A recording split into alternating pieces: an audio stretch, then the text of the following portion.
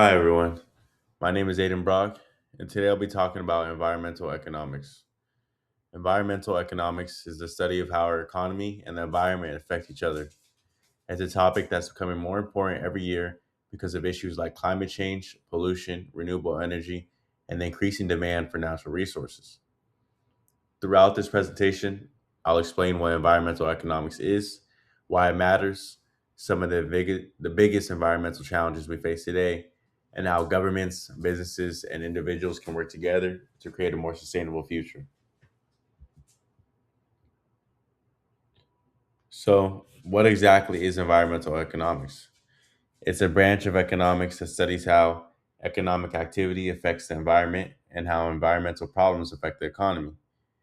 Every day, businesses produce products and services that help our economy grow, but those activities can also create pollution, waste, and overuse of natural resources. Environmental economics economists try to answer questions like how can we reduce pollution without hurting economic growth? How can businesses become more sustainable? And how do we make sure future generations still have access to clean water, clean air, and natural resources? The overall goal isn't to stop economic growth. Instead, it's to find a balance where businesses can continue to grow while protecting the environment at the same time.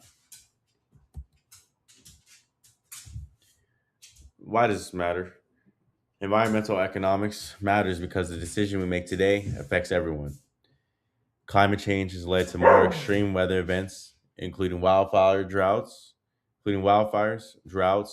floods, and hurricanes. These events don't just damage the environment, they also cost billions of dollars to repair homes, businesses, and public infrastructure. Pollution also affects public health by reducing air and water quality, which can increase illnesses and healthcare costs. Another reason this topic is important is that many natural resources like fossil fuels and clean water are limited. If we continue using them without thinking about the future, they may become more difficult and expensive to obtain. At the same time, investing in renewable energy creates new industries and job opportunities while helping reduce pollution. That's why environmental economics is becoming such an important part of modern society.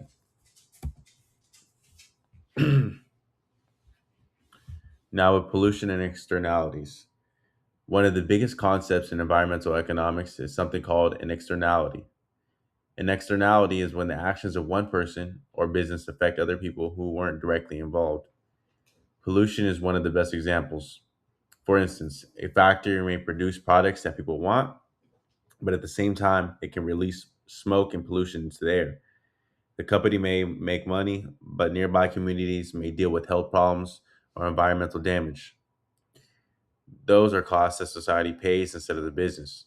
That's why governments often create environmental regulations or pollution limits. The goal is to reduce these hidden costs while still allowing businesses to operate and contribute to the economy. Next, we have climate change and economic costs.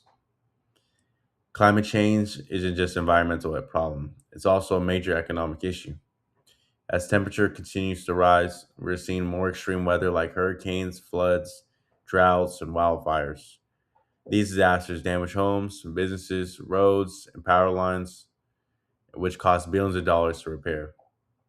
Farmers can also lose crops because changing weather patterns make it harder to grow food, leading to higher grocery prices. Insurance companies have also increased rates in many areas because they're paying out more claims after natural disasters.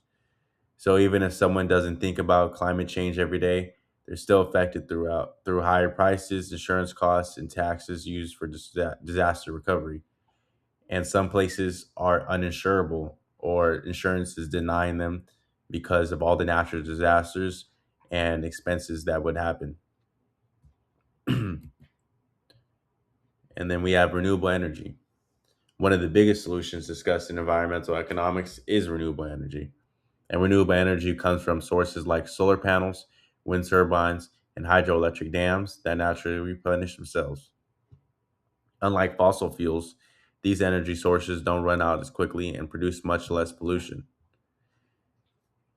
Another growing industry is electric vehicles, which help reduce gasoline use and lower greenhouse gas emissions. We've all seen Teslas.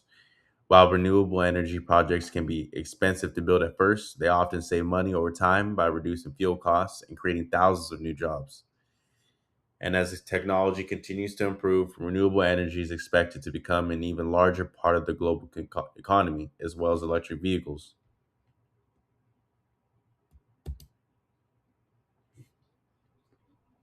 Now, with government solutions, governments play a big role in protecting the environment while supporting economic growth. One way they do this is by creating environmental regulations that limit pollution from businesses. Another approach is using carbon taxes, which make it more expensive to release greenhouse gases into the atmosphere. This encourages companies to find cleaner ways to operate. Some governments also use cap and trade programs, where companies receive a limited number of pollution permits and can buy or sell them.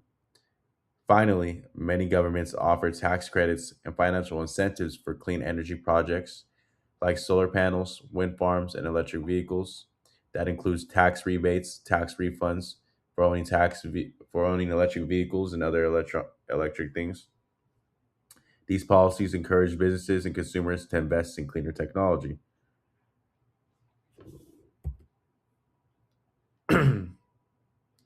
We have current events. Environmental economics continues to become more important because of current events happening around the world. In California, wild events have become more frequent and more expensive, causing billions of dollars in damage to homes, businesses, and forests. We had one in LA not less than a few years ago. And at the same time, more people are switching to electric vehicles as companies continue improving battery technology and charging infrastructure. Solar energy is also expanding because it has more affordable and efficient than it was just a few years ago. And another recent issue is the rapid growth of AI data centers. As artificial intelligence becomes more popular, these facilities require enormous amounts of electricity to operate. This creates new challenges because energy demand continue to increase, making renewable energy even more important for the future. And there's dilemmas and debates about whether these AI data centers and the expansions of all these new technologies, how they're going to play with our resources and our water and our renewable energy sources. And with ethics, environmental economics isn't only about money. It involves ethics and the fairness. One important question is whether companies should be responsible for paying for the pollution they create. Another question is how we balance making profits today while protecting the environment for future generations.